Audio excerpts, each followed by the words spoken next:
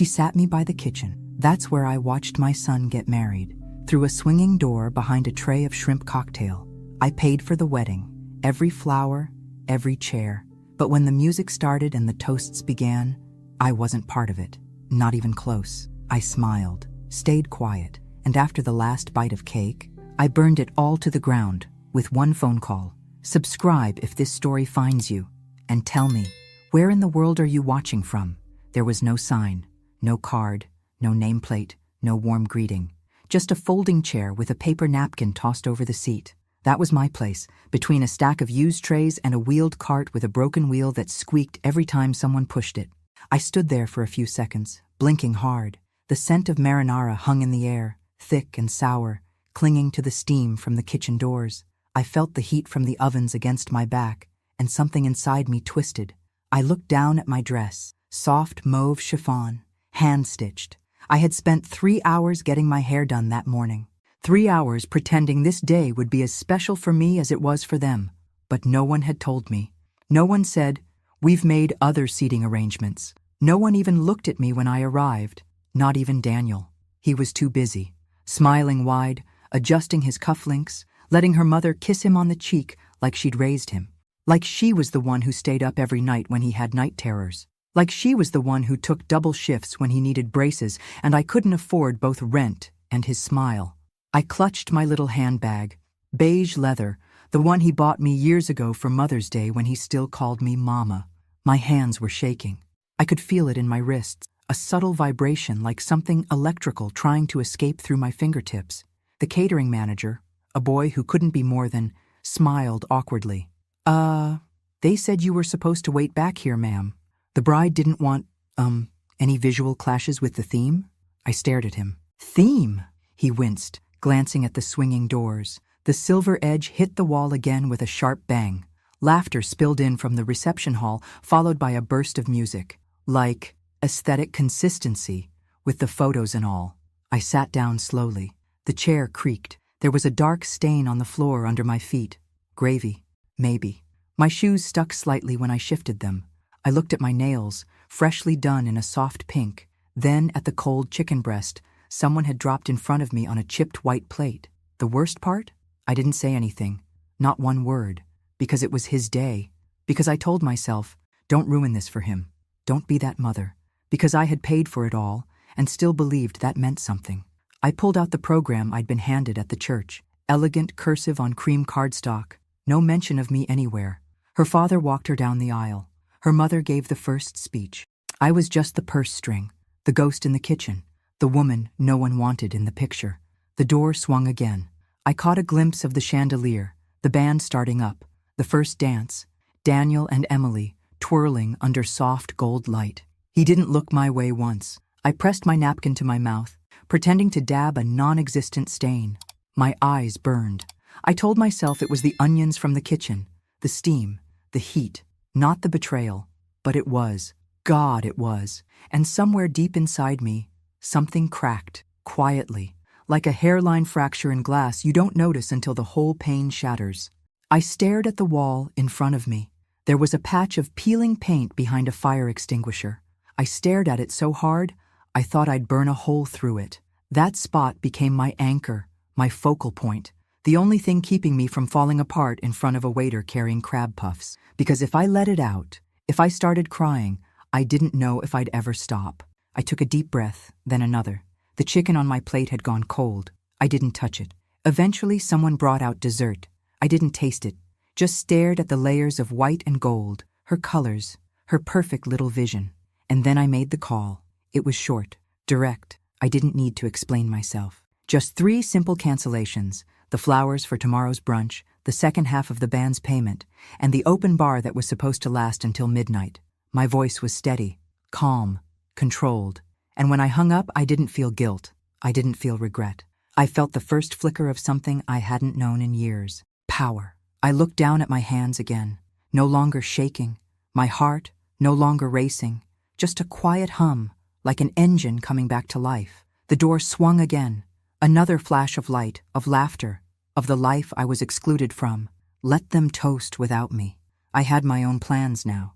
I didn't sleep that night, not for a second. I lay in that stiff hotel bed, still in my dress, staring at the ceiling fan spinning above me like it might suddenly unscrew and crash onto my chest. I half hoped it would.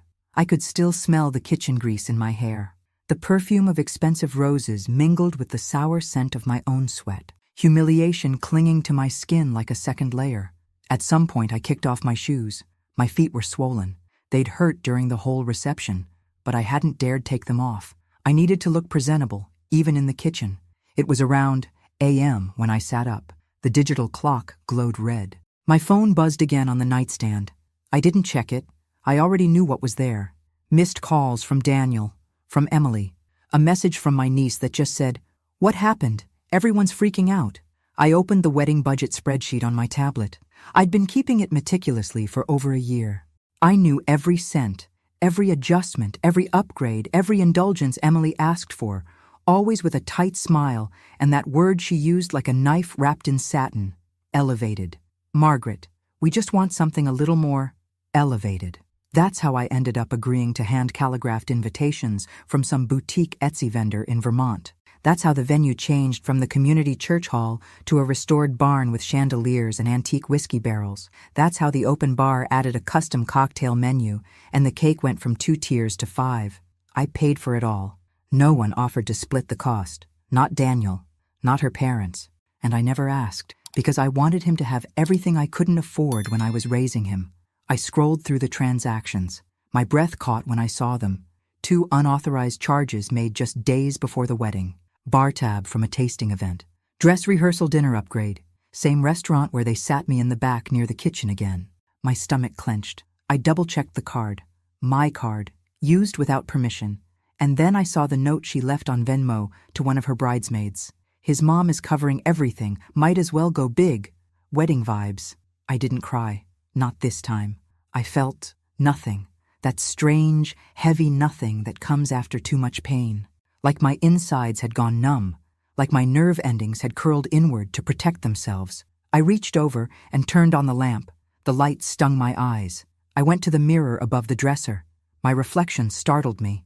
There was mascara smudged beneath my eyes. The soft lines of my mouth had hardened into something unfamiliar. My hair was flat, one side crushed from the pillow. I looked like someone who had aged 10 years in one night. But then, something shifted. I smoothed my hair back, washed my face, sat down at the desk, and opened my email. I drafted 3 messages. One to the florist: "Please cancel Sunday delivery. The payment balance is withheld. Thank you." One to the band: "Due to changes in the event schedule, we will not require the second performance. Please consider the matter closed." One to the bar vendor: "We're scaling back post-reception services. Please cancel the second shift. Do not process the remaining balance." All were polite, all professional, but final. It was almost dawn when I hit send, and when the sky outside turned from black to bruised blue, I closed my tablet, sat on the bed, listened to the quiet hum of the air conditioning, and for the first time in months, I felt like myself again. I wasn't angry, not yet, but I was done.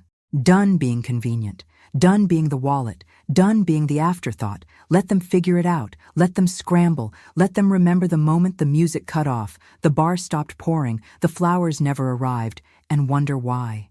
And maybe, just maybe, they'd remember who made that wedding possible in the first place. The woman in the kitchen, the one they didn't want in the photos. The music pulsed through the wall like a distant heartbeat. I sat there, in that folding chair, with a plate of cold hors d'oeuvres and a Diet Coke from the catering cooler, and tried not to listen, but I couldn't help it. Every laugh, every cheer, every clinking glass, it all made its way back through the swinging door, like a cruel reminder of where I wasn't. I could hear someone making a toast, male voice, probably her father, or maybe Daniel's best man. I leaned back slightly, just enough to catch a glimpse through the crack of the door.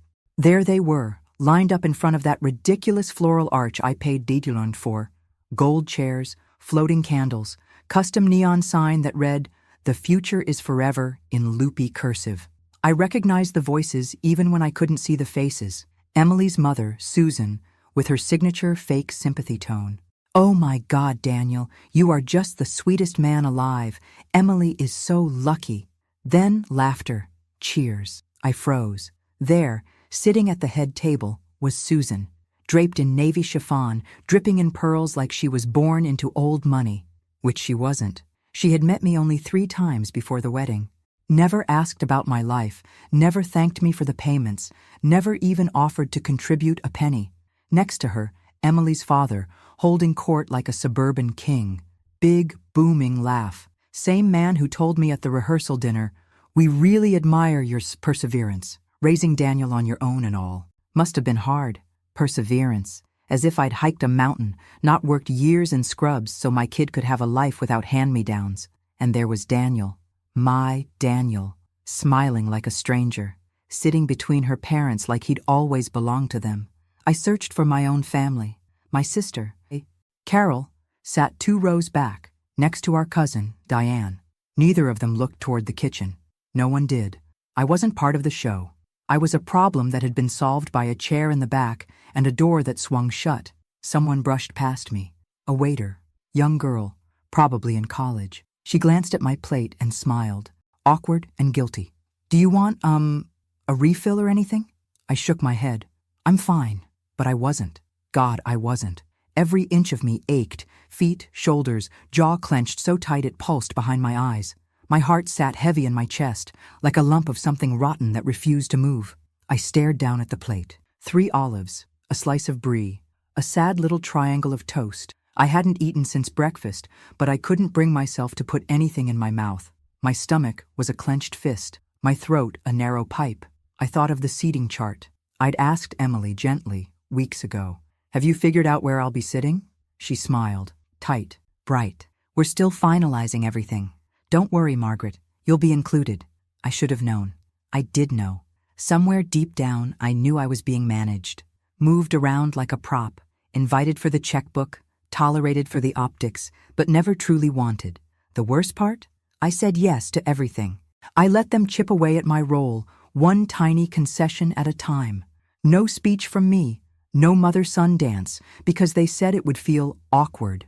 No photos before the ceremony, no mention in the program, just a seat, in the kitchen. I heard Daniel laughing again, that deep, rumbling laugh he used to have as a kid when I'd chase him through the sprinkler in our backyard. The same laugh I hadn't heard directed at me in years. I felt something rise in my chest. Not grief, not disappointment. Rage, quiet, controlled, devastating rage. I stood up, walked toward the swinging door, placed my hand on the edge and pushed just slightly, just enough to peek through again. I locked eyes with Emily. She saw me. She knew where I was, knew what she had done, and she smiled, not apologetically, not nervously, but calmly, confidently, like it was natural, like I was exactly where I belonged. She turned back toward her bridesmaids, tossed her head back, and laughed. That was when I knew this wasn't a mistake. This wasn't an oversight. This was deliberate. They had planned it, chosen it. She didn't want me there, and Daniel had let her. They both had. And just like that, something inside me shifted. Not broken. No, not this time. Repositioned. My place in their lives had changed, and I was done pretending I didn't see it. Let them have their spotlight. Let them drink their champagne. They thought I was invisible. They had no idea what I could take away. The toast started while I was still standing by the kitchen door. Someone had dimmed the lights in the reception hall. I could see the glow of string lights above, and the shimmer of gold from the chargers on each table. The mic squealed once, and then her father's voice boomed through the room like a game show host. "To our daughter Emily and her perfect new husband Daniel." Cheers erupted. I took a step back. The kitchen behind me was chaotic, metal trays clanging, voices rising, a server arguing about Table 12's gluten-free plate. I moved to the side, leaned against the wall. The plaster was cold against my back. The smell of garlic and hot oil clung to the air. From the other side of the door, her father kept going. When Emily was little, she told us she wanted a fairy tale. A prince, a castle, and a happy ending. Well, sweetheart, today, you got it. More applause. My breath caught. He was never there when Daniel was little. Never saw me mop vomit off the bathroom floor at AM. Never watched me sew buttons back onto his school uniform.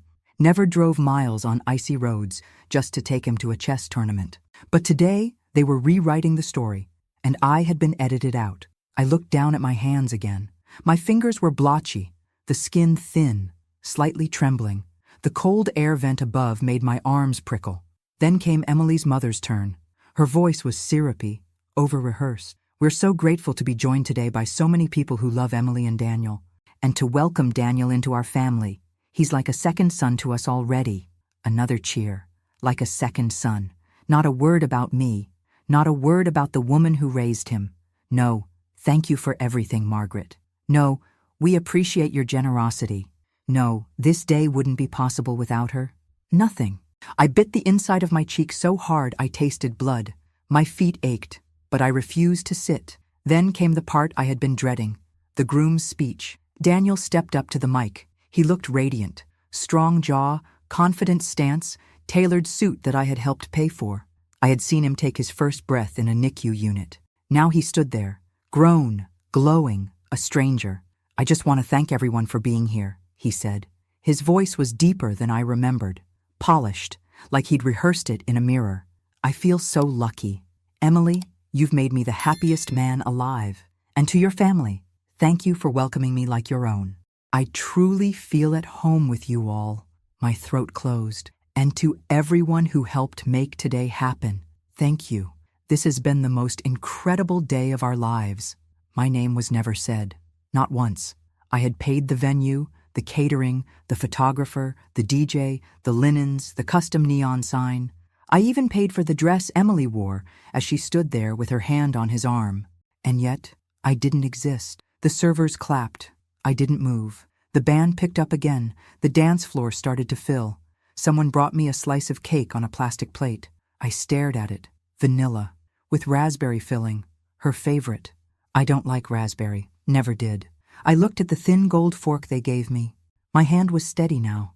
I remembered when Daniel turned 10 and asked for chocolate cake with sprinkles. I worked 2 extra shifts just to buy the one from the bakery he'd pointed to in the window. His eyes lit up when he saw it. He hugged me so tight that day. That boy was gone. In his place, a man who didn't even remember to save me a chair. I set the cake aside. I waited until the last bite of dessert was served, until people were getting up, loosening their ties, wiping icing from their lips, until the music hit that perfect peak. Then I walked out of the kitchen, straight past the servers, straight past the bar, out the side door. The air outside was cool and still, the kind of silence that hums in your ears. I took out my phone. 3 calls, 1 to the florist, 1 to the band, 1 to the bar manager, polite, direct, no need for explanations. By the time I walked back into the hotel, the wheels were already turning. Tomorrow's brunch? Cancelled. Late-night music set? Pulled. Second bartender and cocktail menu? Gone. I had stayed quiet long enough. Let them enjoy what's left. Let them feel the gap, the absence. Let them ask questions. I didn't care if they called me dramatic, petty, ungrateful. They already erased me from the story. All I did was turn the page. The hotel room smelled like rose lotion and something faintly metallic. Maybe the stress, maybe my skin. I sat cross-legged on the bed, the comforter still perfectly made beneath me, untouched since I checked in 2 nights ago. I hadn't cried, not once, but something inside me had turned cold. Not frozen, no. Frozen things are brittle. They crack. I was hardening, tempered. The sun hadn't even come up yet. I reached for my purse and pulled out my phone. 6 missed calls, 2 voicemails, a dozen messages. "Daniel, where are you? Why is the brunch canceled? Mom, seriously, this isn't funny. Emily, I don't understand what's going on. Are you okay? Please respond. This is so childish." I laughed, quietly. Just a puff of air through my nose. Childish? I opened the banking app again. My fingers moved with the muscle memory of someone who had balanced a checkbook every Sunday for 3 decades. The charges were still there, unauthorized, arrogant. The bride, my new daughter-in-law, had helped herself to my card for a pre-wedding bar crawl and a spa day with her bridal party. I could see it all in the itemized receipts. Bottles of champagne, manicures, facial masks, brunch for 8. No one asked me. No one even told me. The trust I'd carried in my chest like an old quilt, warm, familiar, felt shredded, like someone had taken scissors to it while I slept. I clicked over to my emails. There were 2 new ones, one from the florist. "We're disappointed by the sudden cancellation, but we understand. Per our agreement, no refunds for less than our notice." Fine. The second email was from the band's manager. We were halfway through setting up when the cancellation came in. It's extremely unusual, but your message was clear. We'll leave the deposit untouched. Also fine. I wasn't doing this for a refund. This was for me, for the invisible woman in the kitchen chair, for the mother erased from her own son's milestone. My stomach growled. I hadn't eaten since the day before. The idea of food made me nauseous. Instead, I got up, pulled the stiff curtains open, and watched the sun bleed into the sky. Orange, then pink, then a pale yellow that made everything look unreal. And then I remembered something. A little red file folder, stuffed away in the drawer of my dresser back home. Old paperwork, legal things, letters I never threw out. I felt pulled to it, like it had been whispering to me this whole time. I packed my things slowly, took a shower, washed off the perfume and the resentment, dried my hair, put on jeans and a button-down shirt that still smelled faintly like lavender detergent, checked out of the hotel without a word. The drive home was quiet, just the sound of tires on asphalt and the soft static of the radio playing songs I didn't know. The kind of drive where you start to hear your own thoughts, loud and unfiltered. He didn't mention you. They all saw where you were sitting. No one did anything.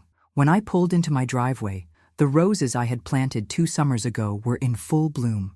I didn't stop to admire them. I went straight to the bedroom, opened the dresser, pulled the red folder out, sat on the bed. At the bottom of the stack, beneath old insurance papers and a few photos I hadn't looked at in years, was a letter. The envelope was yellowed at the corners, postmarked from Arizona, a date written in my late husband's handwriting, the year he left. I remembered finding it weeks after he died. I hadn't opened it then.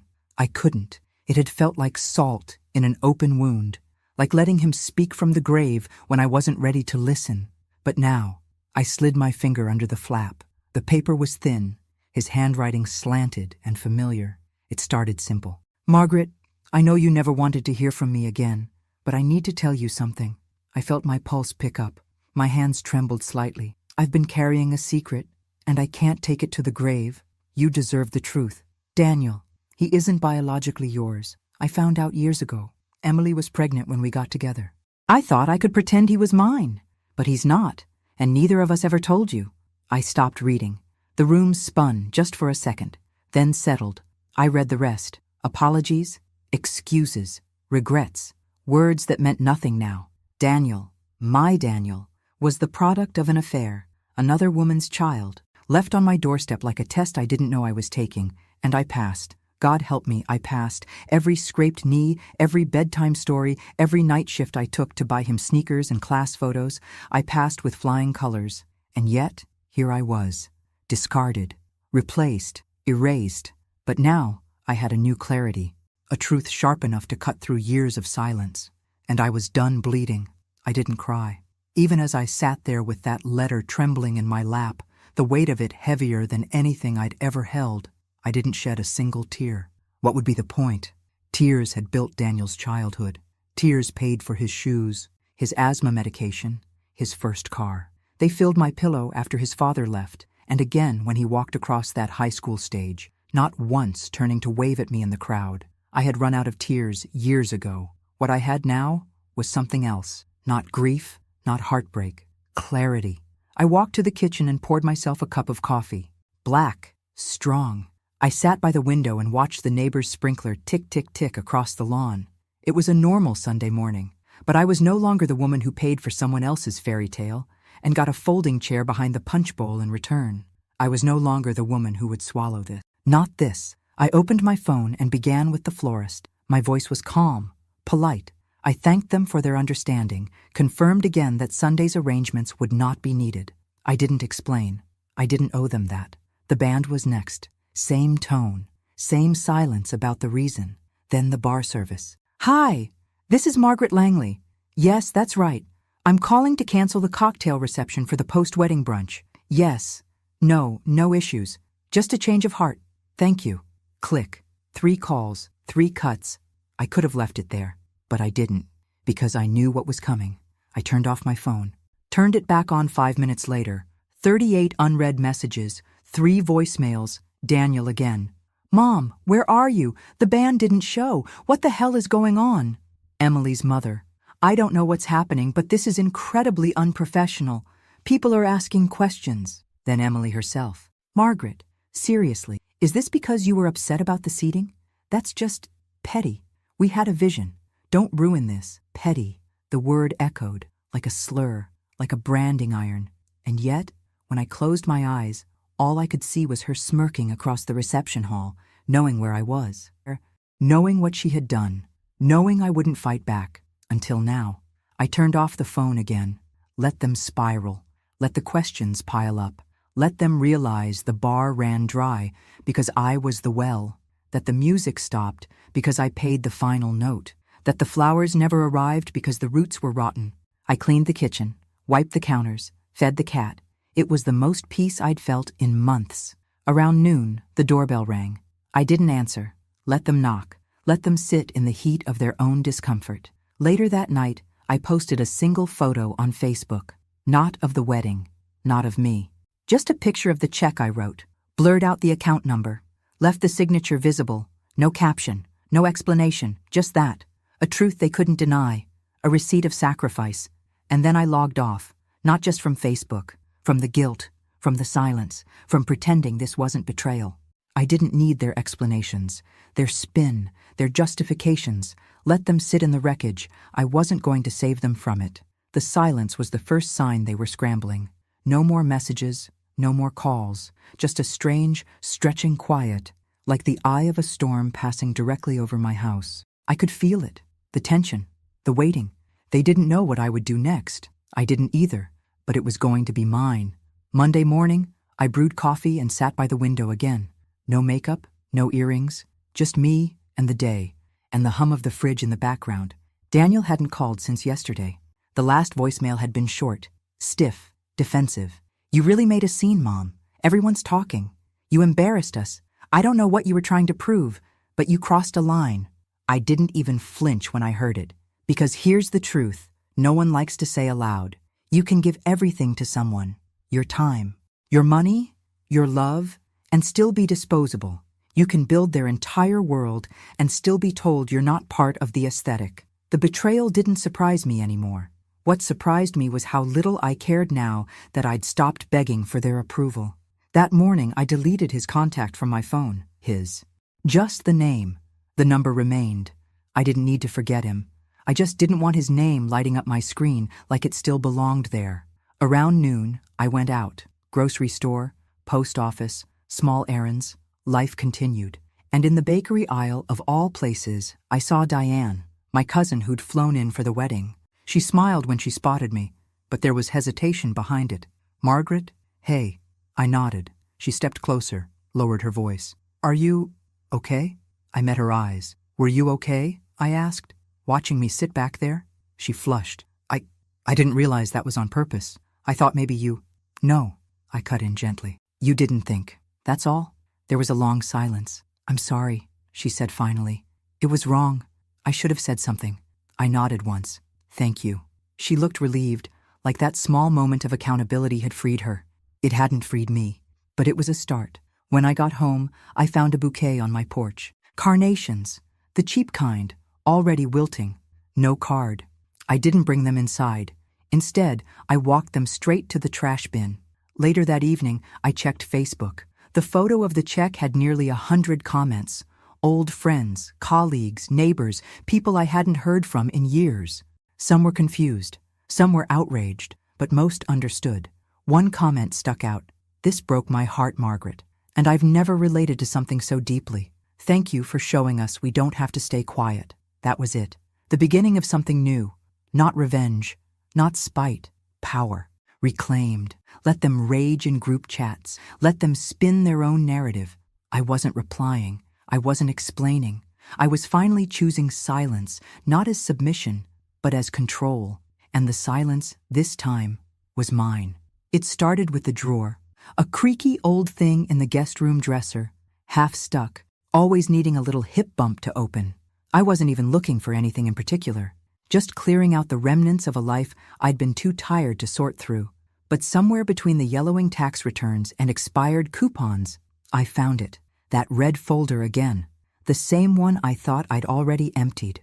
But tucked into the sleeve, so thin it might as well have been part of the lining, was a second letter. No envelope this time, just folded, once, then again, handwritten, same slanted scrawl, same name.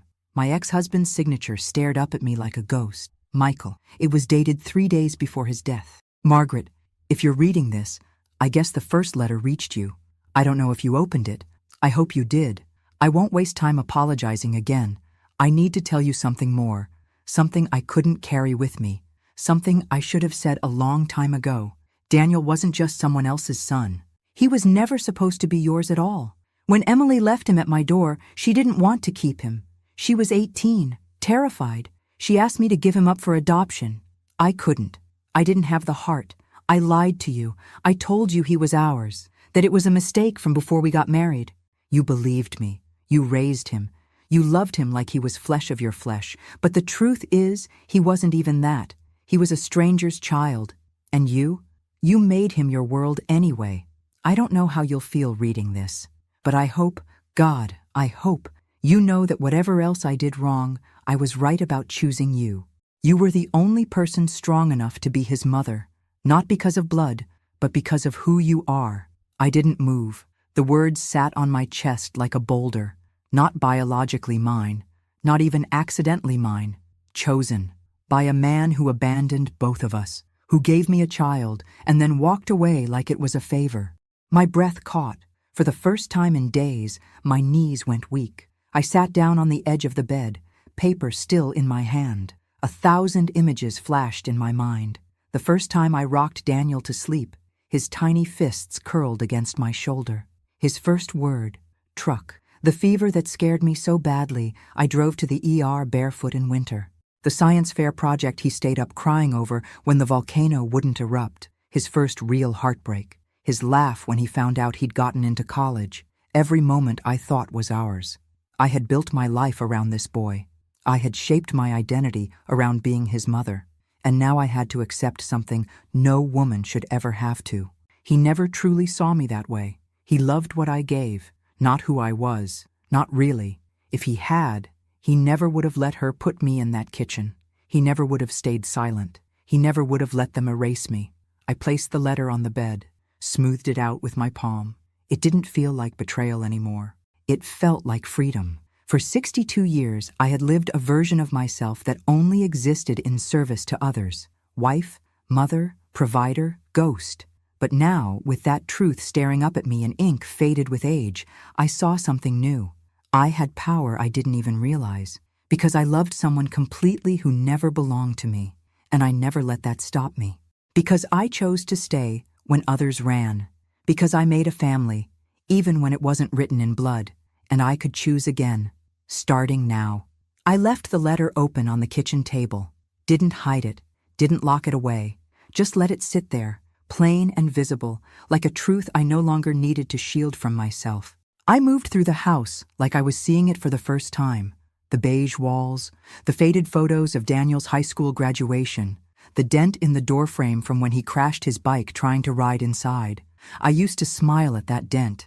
Now I just stared at it. That house was a museum of sacrifices, of all the ways I'd erased myself to keep him whole. The faded armchair I nursed him in, the sewing kit I used to hem his pants, the pantry still full of his favorite cereal, Honey Bunches of Oats, even though I stopped liking it years ago. It hit me all at once. I didn't know what my favorite cereal was. I didn't know the last book I'd read that wasn't a parenting guide or something from the hospital's required reading list. I didn't remember the last time I spent money on something just for me. I had lived so long being his mother, I'd forgotten how to be a woman. A person. I poured myself a glass of water and sat on the couch. The silence in the house had changed. It didn't feel lonely. It felt honest. My phone buzzed on the side table. Daniel again. A long message this time, a different tone. I don't know what happened. I've been thinking about everything. Emily said she didn't mean to hurt you. I'm sorry if you felt excluded. If I felt, not because you excluded me, not because you left me behind. If I felt, it was still about his perception, his comfort, his distance from blame. I didn't respond. Instead, I picked up the remote and turned on the TV. The hum of a cooking show filled the room. Calm, steady. My eyes drifted to the letter again. He wasn't mine. Not biologically, not legally, but I had been his, until he made it clear I was no longer part of the family he was building. The ache inside me wasn't for him anymore. It was for the version of myself I had abandoned to raise someone who never once turned around to ask, "Are you okay, Mom?" All those years, all those birthdays I made special, all those Christmas mornings I stayed up past midnight wrapping dollar store gifts in perfect bows, all those "you go sit, I'll do the dishes" kind of days I never had because no one ever offered.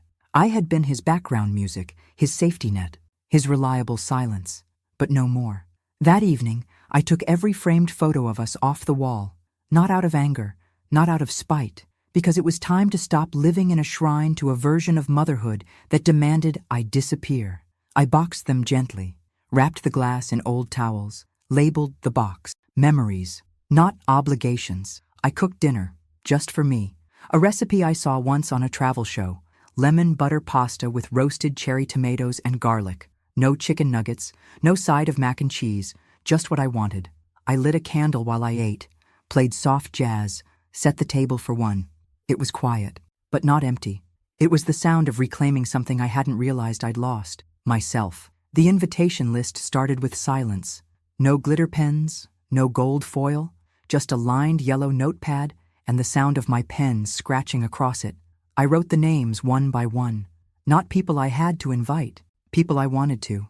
Claire, my old friend from the ER who used to sneak coffee into my locker when I worked doubles. Mr. Henderson, my next-door neighbor who always snowblowed my driveway before I could get out there. Dina, from the bookstore I visit every Sunday, who always asks about my week and actually listens. Nurse Janet, who once stayed late on her own birthday to help me cover a shift. No one shared my blood, but every single one had made me feel seen in a way my own son never had. And that was the new theme, people who saw me. It wasn't a wedding, wasn't a holiday, just a dinner, at my house, with my food, at my table, no folding chairs, no back kitchens. I spent the next few days getting everything ready, not because I had to impress anyone, but because I wanted to. For the first time in years, I wasn't preparing something for someone else's story. This wasn't about Daniel. It wasn't about redemption. It wasn't about proving anything. It was about making space for joy. For me, I went to the market and picked out the ingredients myself. Fresh basil, garlic, heirloom tomatoes, not a single frozen appetizer tray in sight. I even bought a new tablecloth, blue with sunflowers. It reminded me of something I would have liked when I was 20, before all the shoulds started stacking up like bricks around my life. On the morning of the dinner, I woke up early and played music while I cooked. Van Morrison, Stevie Nicks, Norah Jones. My house smelled like garlic and olive oil and lemon zest, like warmth, like effort, like home. The first guest arrived just before 6. Claire, with a bottle of red and a huge smile. "You look amazing, Maggie." I did. Hair soft, gray at the temples, but loose and confident. A linen blouse that made my skin feel cool. No Spanx, no mascara tears waiting to happen. Just me. They trickled in after that. 6 guests. Laughter at the door. Hugs that lasted longer than they needed to. Wine being poured without asking permission. We ate at the table I once used for folding laundry and helping Daniel with math homework. Now it was full of passing plates, clinking forks, napkins being dabbed to mouths mid-laughter. I laughed too, really laughed. Someone brought up bad first dates. Someone else admitted to stealing a pen from the bank every week out of spite. And somewhere between dessert and seconds, it hit me. This was family, not assigned by blood, but chosen, intentionally, authentically. I didn't feel forgotten. I didn't feel managed. I didn't feel small. I felt present.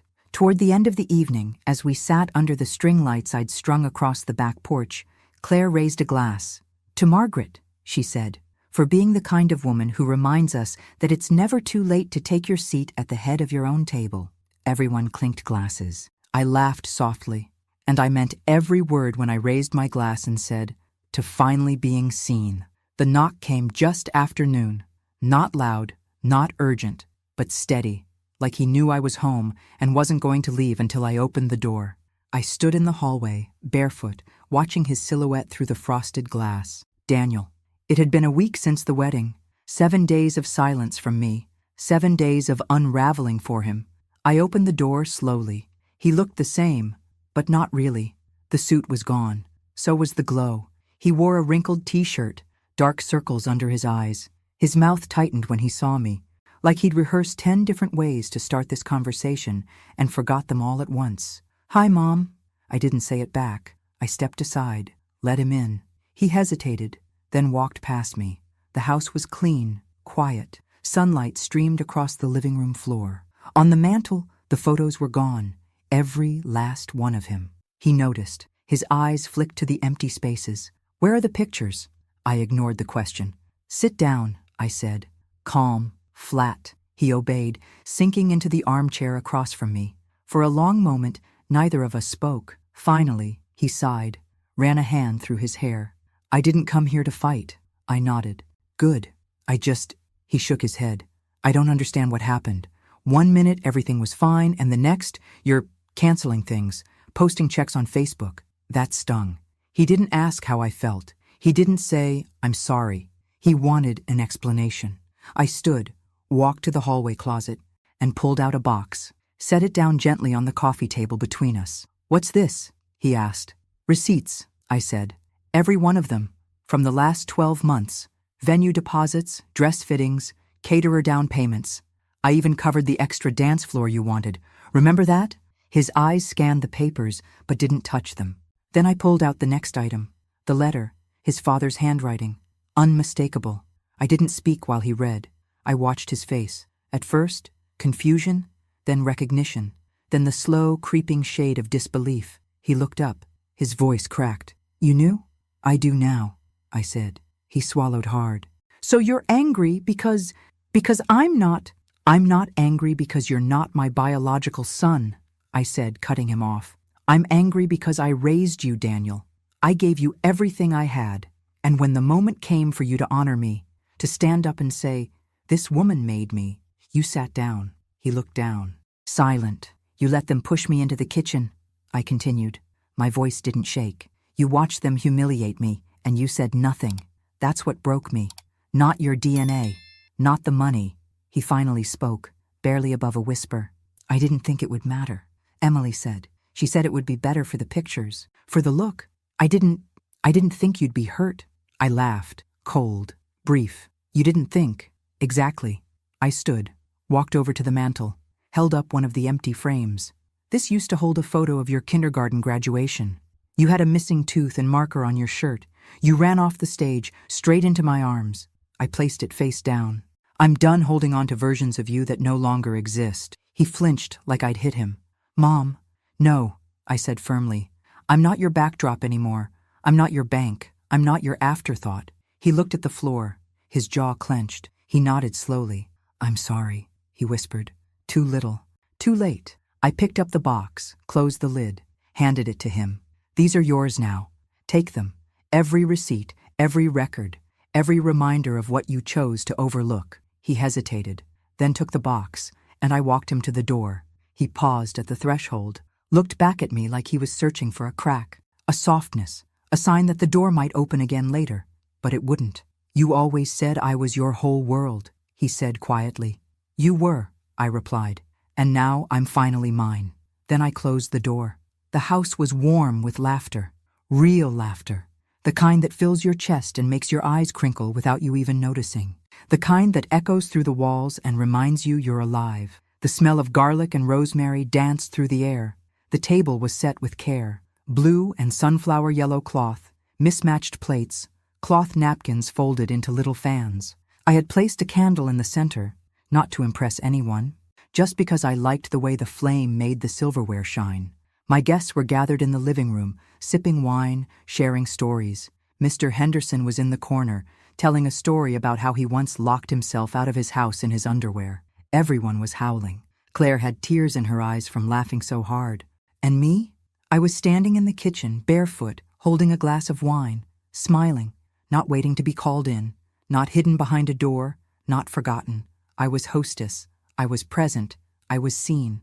I plated the last dish, roasted vegetables with thyme and sea salt, and brought it out. As I set it on the table, someone clapped. "Chef Margaret strikes again," Claire said with a grin. We sat, passed the bowls, poured more wine. Somewhere between the second helping and the last bite of cornbread, Claire raised her glass again. I think we should toast, she said. Everyone nodded. To what? Dina asked. Claire turned to me. To choosing yourself, she said, and to knowing when to stop giving to people who only know how to take. Everyone raised their glass. And I, finally, fully, raised mine too. I stood up. My hands didn't shake. My voice didn't tremble. I looked at every face around that table. People who weren't bound to me by obligation or blood, but by choice, by love, by respect. And I said, to the mothers who stayed quiet for too long, to the women who gave everything and were told it still wasn't enough, to the ones who were asked to sit in the kitchen after building the damn house, this is for us. May we never sit down again unless it's at the head of our own table. Glasses clinked. Someone cheered. And I sat down, not in the back, not out of sight, not in exile, but in my chair, my place. Daniel never called again. I didn't need him to. The people who matter were already here. The next morning I woke up to birdsong and light pouring through my window. No regrets, no tightness in my chest, just peace. I made coffee, sat on the porch with my robe fluttering gently in the breeze.